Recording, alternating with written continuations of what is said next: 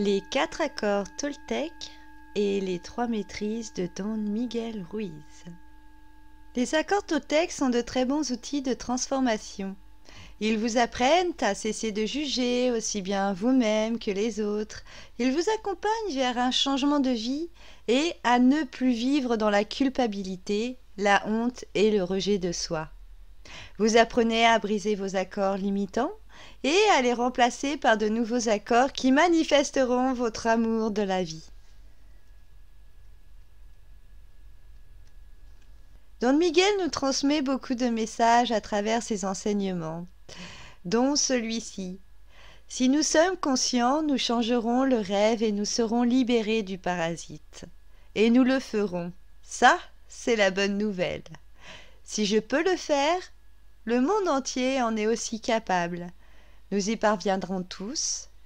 Tout ce que nous avons à faire est de guérir le rêveur. Guérir l'importance personnelle que nous nous accordons, guérir notre propre mental, notre vraie place.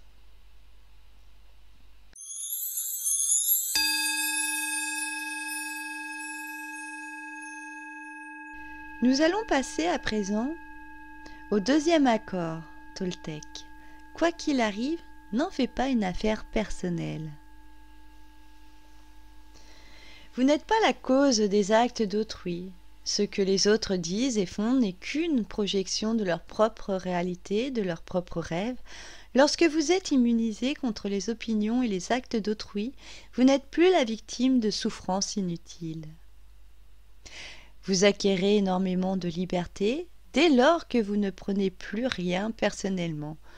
Aucun sort ne peut plus vous atteindre, aussi fort soit-il, et si vous vivez sans peur, si vous vous aimez, alors vous serez heureux.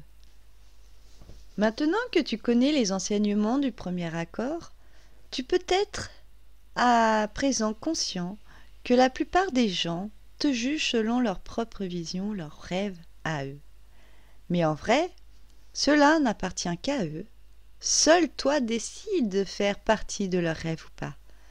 Tout ce qui ne fait pas écho en toi doit rebondir.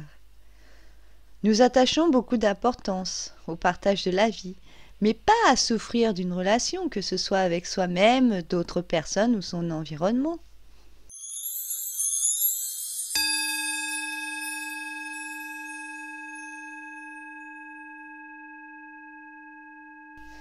Exercice: prendre conscience de sa réalité.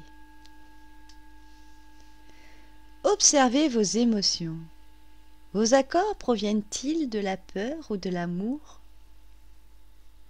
Jusqu'où l'idée de la perfection te donne l'envie de t'accepter ou d'accepter? Prenez le temps nécessaire pour répondre et noter vos ressentis sur les questions suivantes. Quelles sont les images que les autres ont projetées sur vous? Quelles limites vous a-t-on dit d'avoir? Lorsque vous étiez enfant, que vous ont dit les autres à propos d'être une fille ou un garçon? Correspondiez-vous à ces images idéales des filles ou des garçons? Que croyez-vous aujourd'hui concernant le fait d'être un homme ou une femme? Quelles sont les qualités personnelles et physiques que vous devriez avoir selon autrui? Quelles sont les qualités que vous croyez avoir? Quelles sont les qualités que les autres perçoivent? Quelles sont les qualités qui vous font défaut, mais que vous aimeriez bien avoir? C'est un travail qui peut être épuisant, mais tellement libérateur.